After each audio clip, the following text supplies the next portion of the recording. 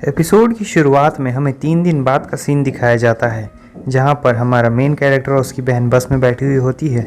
वो कहती है क्या हम वहां पर पहुंच गए? वो कहता है नहीं, अभी थोड़ा वक्त है। फिर कुछ समय बीतने के बाद वो लोग वहां पर पहुंच जाते हैं। उसकी बहन कहती है ठीक है, मैं सीधा स्कूल जा रही हूँ।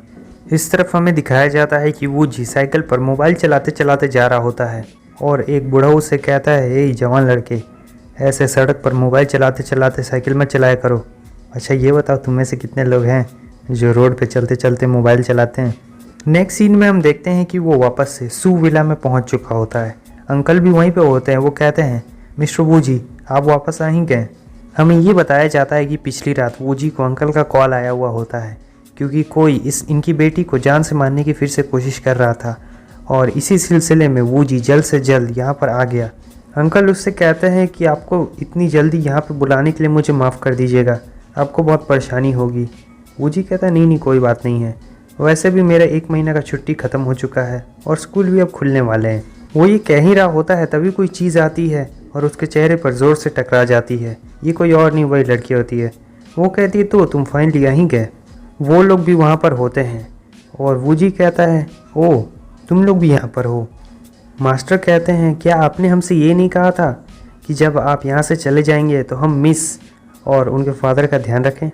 और फिर उसके बाद वो उसे बताते हैं कि जब से आप यहाँ से गए हैं तब से हमारे आसपास के एरिया में बहुत भगदड़ सी मच गई है, क्योंकि अचानक से लड़कियाँ गायब होने लगी हैं और स्पेशली मिस जैसी बहुत सारी या फिर उनके एज के आसपास की लड़कियों को ही उठाया गया है।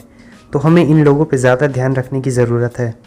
वो जी उससे कहता है क्या वहाँ दूसरी तरफ ली आउटसाइड भी कुछ चल रहा है?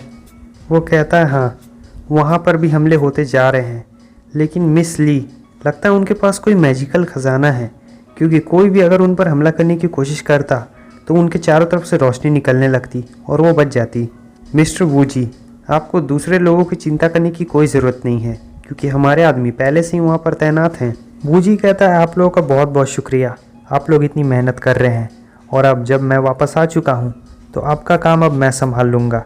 आप लोग जाइए और थोड़ा आराम कर लीजिए।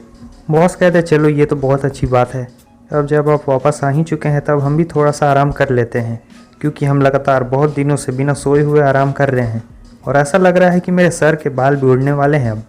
उसके अलावा मिस्टर वूजी आप अभी अभी बेजुआ से लौटे हैं और मैंने सुना है कि वहाँ पर न्यू वूजून आया था, क्या आपने उसे देखा? वूजी हंसने लगता और कहता हाँ वो मैं ही था। तुम्हें नहीं लगता मेरी स्ट्रेंथ के साथ मुझे भी वूजुआ की लिस्ट में होना चाहिए? वो हंसने लगता और कहता हाँ जितनी आपकी स्ट्रेंथ है आपको तो पक्का उस लिस्ट में रहना ही चाहिए था। वो लड़की आती है और कहती है तुम पक्का वूजुआ में हो? वो कहता है तुम्हें मुझ पर भरोसा नहीं क्या? वो कहती है तुम और वो भी वूजुआ? हाँ ये बहुत मुश्किल है यकीन करना, क्योंकि मैंने सुना है जो वूजुआ होते हैं वो सुपर स्टार मास्टर्स होते हैं। और वैसे भी तुम देखो कहाँ पर हो, तुम गिरे तो कहाँ गिरे, मेरे घर पे गिरे और वो भी मेरे बॉडीगार्ड बन के। उसके डैड कहते हैं कि उनसे ज़्यादा गलत व्यवहार मत करो। उसके बाद वो लड़की शुरू हो जाती है कि आप लोगों का क्या है, आप लोग तो इधर उधर घूमते रहते हो, अपने बहुत ज़्यादा मज़ा करते रहते हो और मुझे मार्शल आर्ट्स के बारे में बताते हो। इसने इससे कहा था कि घर छोड़ के चले जाओ, हाँ फिर ये वापस आ गया हाँ इतने दिनों में, और बताओ मैं यहाँ पे इतने दिन तक बोर होते रही, ब्ला ब्ला ब्ला ब्ला। अच्छा एक ये बात भी बता देना कि जो मैं बोलता हूँ, जैसे कि इस लड़की का नाम नहीं बोलता हूँ, बस बोल देता हूँ ये लड़की, तो ये तुम लोग को समझ आ जाता है ना? कमेंट में बता देना, क्योंकि बहुत सारे कैरेक्टर्स का नाम ही याद नहीं रहता है। अंकल कहते हैं मिस्टर वूजी मेरे पास एक आइडिया है जो अभी ये सब घटनाएं चल रही हैं उन सभी चीज़ों को लेकर।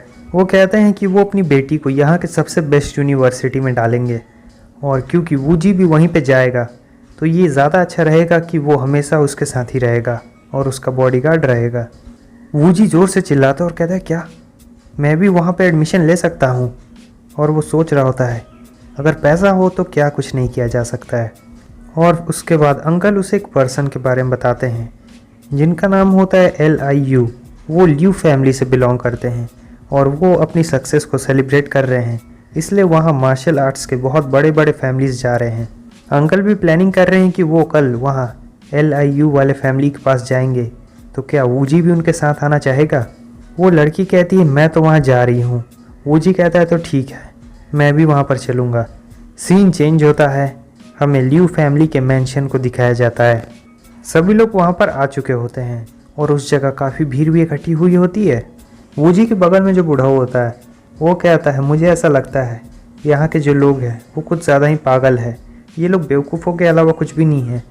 ये लोग तो किसी बड़े से कुएं के छोटे से मेढक जितते हैं और मुझे नहीं लगता है कि वो बंदा भी आपसे ज़्यादा जीनियस होगा।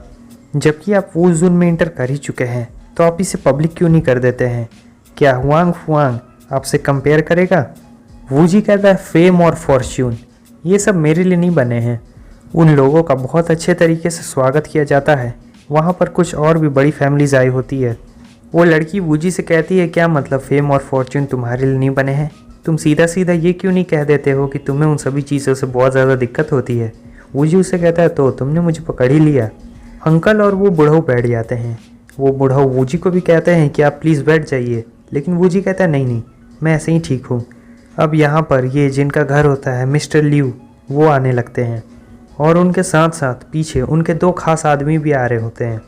उनके जो दोनों खास आदमी होते हैं उन दोनों को देखकर ये लड़की कहती है, वूजी इन लोगों को देखो तो ज़रा, कितने ज़्यादा डरावने हैं। मुझे तो ऐसा लग रहा है कि ये लोग तो मेरा शिकार करके मुझे खा ही जाएंगे।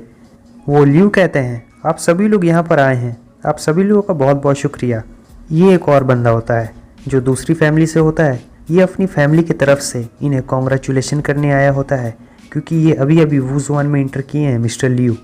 ये इनके लिए गिफ्ट के तौर पर एंशिएंट जेडे लेके आया होता है। और फिर हमें दूसरे लोगों से इस लड़के के फैमिली के बारे में पता चलता है कि बहुत पुराने वक्त से ही इसकी फैमिली वूज़ुआन में इंटर करते आ रही होती है। मतलब किसी न किसी का नाम तो लिस्ट में ज़रूर होता था और ये जो जेडे इन्हें दे रहा है वो सबसे स्पेशल जेडे है।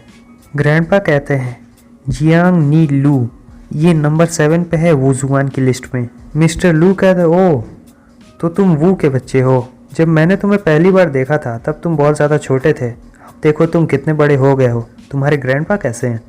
वो कहता है कि मेरे ग्रैंडपा बिल्कुल ठीक है और वो हेल्दी भी है। अब वहाँ पर अंकल आते हैं और वो भी मिस्टर लियू के सम्मान में कुछ शब्द कहते हैं। मिस्टर लियू कहते हैं, भले ही मैं वूज़ुआन में इंटर क्यों ना कर गया हूँ, लेकिन मेरी पोटेंशियल अभी भी लिमिटेड ही है और इसे आगे बढ़ाना काफ़ी मुश्किल है, यानी एडवांस लेवल में ले जाने के लिए। अब जो भी निर्भर करता है ये सभी फ्यूचर जनरेशन्स पर ही निर्भर करता है। अंकल कहते हैं, अरे नहीं ऐसा कैसे हो सकता है। बाहरी लोग मार्शल आर्ट्स की दुनिया में घुसना चाहते थे बहुत सालों से, लेकिन आप हैं, आप ही की वजह से हमारे अंदर अभी ये मार्शल आर्ट्स जिंदा है। हम आपकी बहुत इज्जत करते हैं। आप सचमुच एक मार्शल आर्ट्स जीनियस हैं। और इधर उनकी बेटी कह रही होती है, फिर से वही बकवास बात, जानबूझकर उन्हें खुश करने की कोशिश किए जा रहे हैं। और बस हमारा ये एपिसोड यहीं पे ख़त्म होता है। अगर आपको वीडियो अच्छी लगे लाइक कर दें, चैनल पर न्यू हो सब्सक्राइब कर दें। यहाँ तक वीडियो देखने के लिए बहुत बहुत शुक्रिया। फिर मिलते हैं नेक्स्ट वीडियो में, तब तक के लिए बाय बाय।